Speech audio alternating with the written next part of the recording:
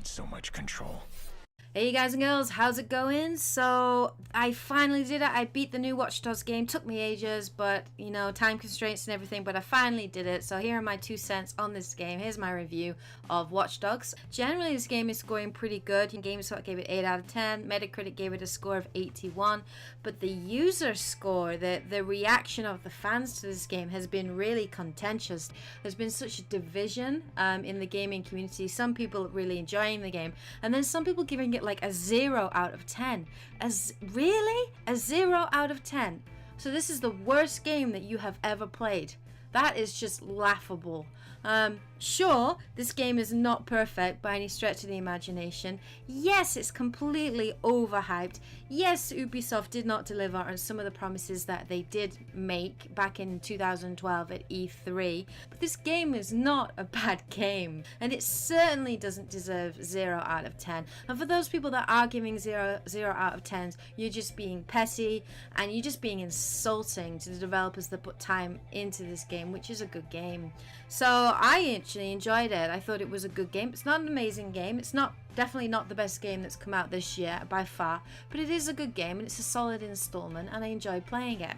So let's go through anyway and tell you a little bit about what I thought of it. So graphically, of course, that was one of the most controversial things about this game, the graphical downgrade.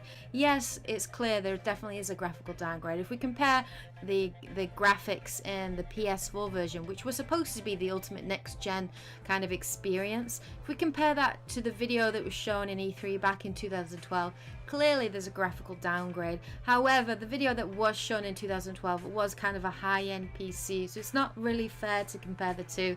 The only kind of time when the Watch Dogs really does shine is really at nighttime, and also when it rains. The weather effects in this game are outstanding, but it is not the best looking game on the PS4. For me, the best looking game so far on the PS4 has to be Infamous Second Son. So yeah, Watch Dogs, it is not as good as it could have graphically been, but it certainly doesn't detract from your enjoyment of the game whatsoever. So the actual story itself, this for me was my main beef with this game. I was really disappointed with the story in Watch Dogs. It's the weakest part of the entire game for me. I was hoping before this game came out for something that was going to be a little bit deeper, a little bit more interesting, and a little bit bigger. You have your main character Aiden Pierce. You know, he's our main hacker using his smartphone to basically control anything in the city. Then you have DedSec, which are kind of these vigilante sort of group of hackers. And then of course you have CTOS, and they're the kind of corporation that really kind of control everything electronically and have their hands and everything, and they can manipulate people very easily. Now I thought that the actual developers were going to write some kind of really interesting story where they're exploring this kind of abuse of technology and the power of technology and how it can actually be used to manipulate people, to control people, to blackmail people, and how we were going to try to bring down this kind of corrupt corporation. A little bit like kind of, you know, what had been happening recently in news with the NSA and everything else. Sadly, they didn't go that route, and the actual storyline that they've got, it's just your basic bog standard kind of cliched revenge storyline. It's really weak if you ask me. Aiden Pierce is basically seeking revenge for the murder of, you know, somebody in his family. I won't say who for spoiler purposes. But yeah, it's a basic revenge story where he's trying to track down the killer or the people responsible for this murder, and that's his entire motivation throughout the game. It doesn't really change at any point, and when you get to the end of the game and you do finally, you know, find this person, you find out who they are, you find out why they did it, it's really disappointing and it's really anticlimactic. And at the end of it I was just like, really, that's it? That's it? Like, I was so disappointed with the actual storyline completely. It tries to be dark in parts, but it just doesn't really pan off. Whether it's the way that Aiden's kind of voice actor delivered it or the dialogue or whatever, it just doesn't come across as kind of dark and deep as it tries to do, and it just comes across as a little bit cheesy and a little bit kind of like stereotypical, and it just doesn't work. Now for me, this game is completely sequel baiting at the end. There is going to be a Watch Dogs 2, especially given the fact that this game has sold 4 million plus titles. It's a huge success for Ubisoft, so there is clearly going to be a second game in the franchise. But I do hope that they don't bring back Aiden Pierce. I hope to God that it's in a different city, that it's in more than one city, that it revolves around, you know, a different main character, different hackers. For me, Aiden Pierce was so boring, so one-dimensional. He is not a memorable character at all, and the only thing memorable about him is his kind of costume, you know, his trench coat and everything, which would make an amazing cosplay costume. But his character himself is so boring, so one-dimensional. The way his lines are delivered are just very gruff, very monotone. There's not really much character development for Aiden Pierce throughout the game, or when that character development does come, it kind of comes a little bit too little too late, really. The most interesting part for me in terms of like characters was really the side characters. When you got your, you know, group of hackers around you, you know, you have Clara, and she's kind of like this tattoo kind of punk rock chick. She's pretty cool. You know, when you got her on your side, and then you got T-Bone, and he's really funny. Pay for that, T-Bone. Yeah. And those were the two characters that I was more invested in, and I kind of wanted to know more about them. So I'm hoping we'll have some good DLC content to find out more about them in the future. But yeah, I thought the side characters were more interesting than the main character, and that's a big problem for any game, really. That should not be happening. Now, the biggest bonus to this is the gameplay. The best part of this game is the gameplay. The hacking function was actually much easier than I originally thought it was going to be. It's just literally pressing one button. You can hack anything in this game, really. You can hack bridges, cameras, steam pipes, which freaking look amazing to kind of stop police chases, barriers, hack people's phones and find out information about them. And there's a wide variety of weapons as well in this game. There's a lot of really cool gadgets as well that you can use. My favorite gadget definitely was the blackout gadget. I had such a blast using that, and it does make tackling the missions and even the side missions really enjoyable, because you can approach objectives in very different ways. You can go in guns blazing if you want to. You have a range of guns from SMGs to assault rifles to shotguns to snipers to grenade launchers. You could, you know, use your phone, use your hacking ability, black out an entire area, hack a camera, hack different things to distract enemy NPCs in that area and sneak past them. You can sneak in and, you know, kill people silently, Sam Fisher style, with headshots. That was the way that I preferred to play the game. But yeah, you can approach any of these missions in any way you want, and that does make it really enjoyable and really varied. The side missions in this game, there's a lot of side missions, and they are very, you know, varied and different. You have things like criminal convoys, which you have to take down.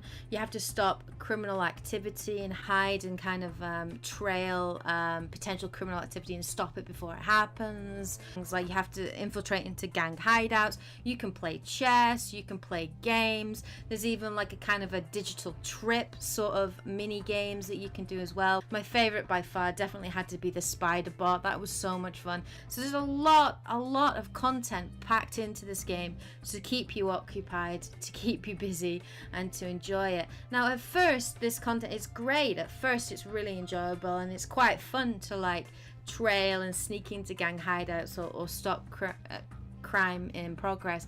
But you know, it's not too long before those kind of activities really become a little bit repetitive and become a little bit boring, and there was just there's too much quantity and not enough quality. I think if they'd had less side missions, but had, you know, them a little bit more of a story to some of them, have them a little bit well developed, that would have been better for me. But you know, I did still enjoy playing them, and there's a lot of really nice kind of progression in this game. There's a progression wheel which is really accessible, and there's a lot of kind of like nice unlockables and upgrades that you can get from completing these side missions, and it really gives you a sense of purpose in the game, and that's really fantastic. The actual city of Chicago itself is really big and really nice, but the best thing about this was the NPC characters. The NPCs in this game really come to life because you can find out so much information about them, like whether they've had an affair, their family, anything really about them, and it gives some personality and character. It really gives the city, you know, a vibrancy and a character unique to this game, and I really enjoyed it. So the multiplayer in this game as well was really fun, and there were a lot of varied modes. You had online decryption, that's your typical 4 versus 4 player mode, and it's just manic. You basically have to try and decrypt a file, and you're trying to kill and stop your opponents and keep hold of the file. It's just chaos and manic, and it's a lot of fun. Then you have online racing. The online racing for me was fun, but the vehicles in these games in Watch Dogs were quite irritating and quite difficult to control in parts, and it did make the driving mechanics very difficult. You get into a car and the camera would just swing around you so suddenly. It was so disorientating that you just lose your direction and you crash or whatever. The best part of the online for me though was the online hacking and online invasion and online tailing. The online hacking for me was so interesting and so different. We haven't really seen anything like it before. This is basically, you just have to go up to a human player, you have to hack their phone, and then try to sneak away from them as stealthily as possible and install a backdoor, and then you're trying to hide from them while they're trying to track you down and kill you to stop you stealing their kind of data. Now these gameplay modes for me were so intense and so much fun. There were so many moments where like they're so close to spotting you, and it's really intense, really exciting, really fun, and I really enjoyed it. What I will say however is, in terms of the online hacking, the balance is not fully right. It is definitely balanced in favor of the person being hacked, because it will tell you before that somebody's in the game with you. So if anybody's kind of street smart and smart to it, they'll just jump in a car and run away. It does make it very challenging if you're trying to hack them, and sometimes it can be frustrating. So I do think that Ubisoft do need to kind of level it a lot better. But for me, my favorite online mode definitely was online hacking, and I've played hours of it, and I'm still really enjoying it.